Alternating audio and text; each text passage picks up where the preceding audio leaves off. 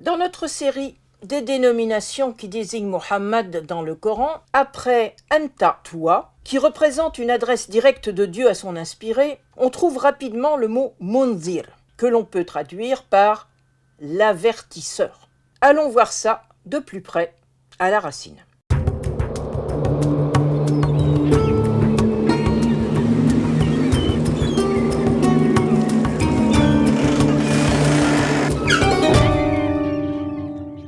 On commence par enlever les voyelles.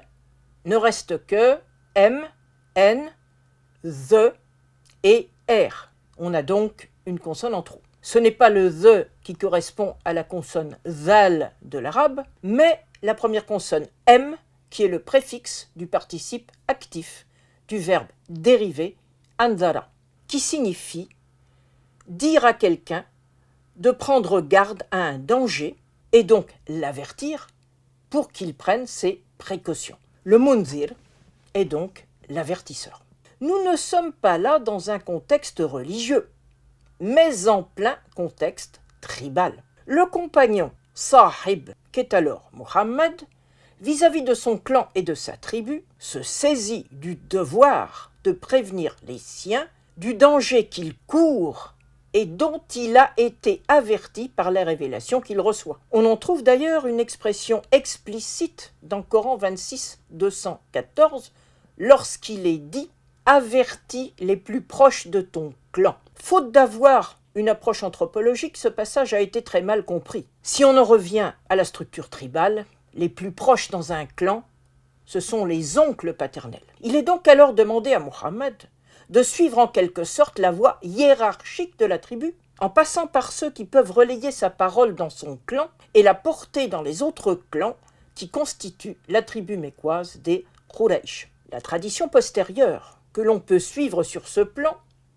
nous dit que cet avertissement ne sera pas entendu, même si ses oncles continueront à le protéger d'un point de vue tribal. Seul le dernier d'entre eux ne le fera pas, l'obligeant à s'exiler. Malgré cette défection des hommes de son clan, l'avertisseur reste le nom sous lequel Mohammed est désigné durant toute la période mécoise, soit sous la forme du participe actif mundir, comme dans Coran 52.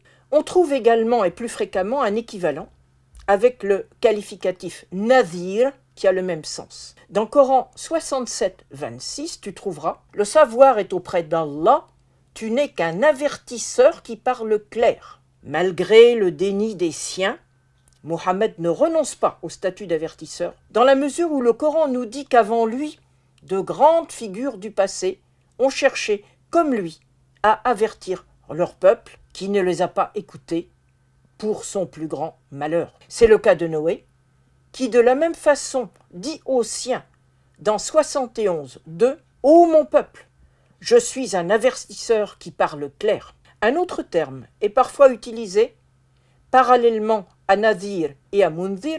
Il s'agit de Mubashir, celui qui annonce une nouvelle, qu'elle soit bonne ou mauvaise, comme dans Coran 25, 56. Nous ne t'avons envoyé que comme annonciateur et avertisseur. On rencontre dans ce cas le verbe arsala qui signifie envoyer quelqu'un pour délivrer un message, mais Mohammed n'est pourtant pas encore qualifié de messager, rasoul, comme ce sera le cas en période médinoise.